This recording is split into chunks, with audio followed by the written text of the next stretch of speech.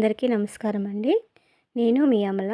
ఈరోజు మన వీడియోలో చికెన్ కర్రీ, బగారా రైస్ మా ఇంట్లో మేము ఎలా తయారు చేసుకుంటామో చూద్దామండి. దీనికోసం ముందుగా 1 కేజీ చికెను నీట్గా క్లీన్ చేసి పెట్టుకున్నాను. 4 ఉల్లిగడ్డలు చిన్న చిన్న ముక్కలుగా కట్ చేసి పెట్టుకున్నానండి. స్టవ్ వెలిగించి బాండి పెట్టి 4 స్పూన్ల ఆయిల్ వేసుకుని, ఆయిల్ వేడయ్యాక ముందుగానే కట్ చేసి పెట్టుకున్న ఉల్లిగడ్డలు వేసుకొని ఒకసారి కలిపి 1 స్పూన్ సాల్టు, 1/2 స్పూన్ పసుపు వేసి కలుపుకుందాం. ఇలా సాల్ట్ వేయటం వల్ల ఉల్లిగడ్డలు అనేవి తొందరగా ఫ్రై అయిపోతాయండి. ఆనియన్స్ ఫ్రై అయిన తర్వాత 1 స్పూన్ అల్లం వెల్లుల్లి పేస్ట్ వేసుకుని పచ్చివాసన పోయేంత వరకు బాగా కలుపుకుంటూ ఫ్రై చేసుకుందాం. బాగా ఫ్రై అయిపోయిన తర్వాత మనం ముందుగానే క్లీన్ చేసి పెట్టుకున్నటువంటి 1 కిలో చికెన్ అనేది వేసుకుందామండి. చికెన్ వేసుకున్నాక మంచిగా ఒకసారి కలుపుకుని హై ఫ్లేమ్లోనే మూత పెట్టి ఒక 5 నిమిషాలు కుక్ చేసుకోవాలి. ఇలా కుక్ చేయటం వల్ల చికెన్ వాటర్ అనేవి బయటకు వస్తాయండి. ఇప్పుడు మూత తీసి ముందుగానే 1 స్పూన్ వేసుకున్నాం కాబట్టి దాన్ని బట్టి టేస్ట్కి సరిపడా సాల్టు, కారం, ధనియాలు, జీలకర్ర పౌడర్ వేసుకుని బాగా కలుపుకొని స్టవ్ సిమ్లో పెట్టుకొని ఒక 10 నిమిషాలు కుక్ చేసుకోవాలి. ఇలా మసాలాలన్నీ బాగా పట్టే వరకు కుక్ చేసుకొని 10 నిమిషాల తర్వాత మళ్ళీ ఒకసారి చూసుకొని ఒకసారి మొత్తం కలిపి ఇప్పుడు గరం మసాలా అనేది వేసుకోవాలండి. ఇది హోమ్ మేడ్ గరం మసాలా 2 స్పూన్ల వరకు వేసుకొని బాగా కలిపి మళ్ళీ మూత పెట్టి మళ్ళీ ఒక 10 నిమిషాలు కుక్ చేసుకుందాం. మనం ఈ చికెన్లో వాటర్ అనేవి వేయట్లేదండి. ఓన్లీ చికెన్లో వాటరు మనం వేసిన ఆయిల్తోనే ఫ్రై చేసుకుంటున్నాను. 10 నిమిషాల తర్వాత చూస్తే మన చికెన్ అనేది బాగా ఫ్రై అయిపోతుంది. ఇప్పుడు ముందుగానే కట్ చేసి పెట్టుకున్న కొత్తిమీర వేసి బాగా కలుపుకుని 2 రెమ్మల కరివేపాకు కూడా కొంచెం చేతితో క్రష్ చేసుకుని వేసుకుంటే మన చికెన్ ఫ్రై అనేది రెడీ అయిపోతుంది. ఇప్పుడు చికెన్ తీసి పక్కన పెట్టేసి బగారా రైస్ కోసం గిన్నె పెట్టుకుందాం. నేను 1 కేజీ బాస్మతి రైస్ని 2 సార్లు వాష్ చేసుకుని 1/2 అవర్ ముందే నానబెట్టుకున్నాను. నార్మల్ రైస్ అయినా చేసుకోవచ్చు.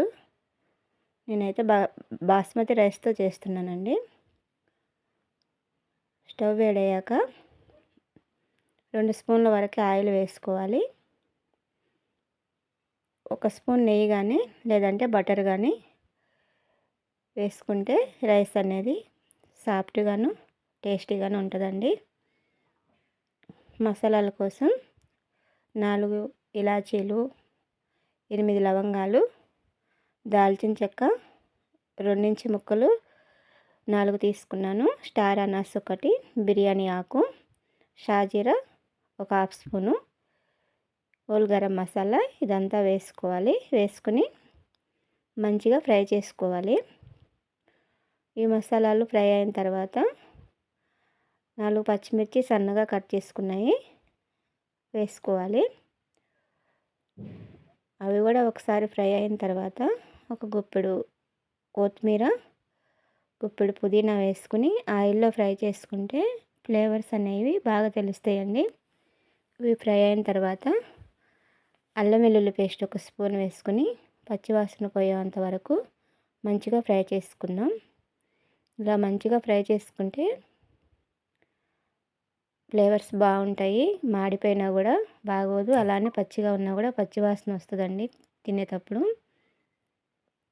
మసాలాలు ఫ్రై అయిన తర్వాత 2 స్పూన్ల పెరుగు,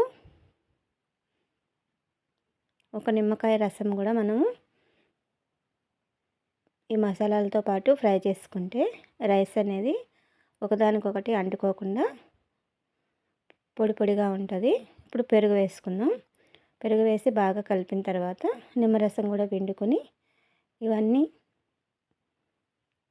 1 నిమిషం పాటు ఫ్రై చేసుకుని మనం ఏ గిన్నెతో అయితే వాటర్ తీసుకున్నామో అదే గిన్నెతో 1½ వాటర్ తీసుకొని టేస్ట్కి సరిపడా ఉప్పు కూడా వేసుకొని మసాలాలన్నీ వాటర్కి పట్టేటట్టుగా బాగా మరిగించుకుందాం. బాగా మరిగిపోయిన తర్వాత ముందుగానే నానబెట్టుకున్న బాస్మతి రైస్లో నుంచి వాటర్ సపరేట్ చేసేసి రైస్ మొత్తం వేసేసుకుని ఒక్కసారి కలిపి మూత పెట్టుకోవాలండి. బాగా కలిపితే రైస్ అనేది నానిపోయి ఉంటాయి కాబట్టి విరిగిపోతాయి. హై ఫ్లేమ్లో 10 నిమిషాలు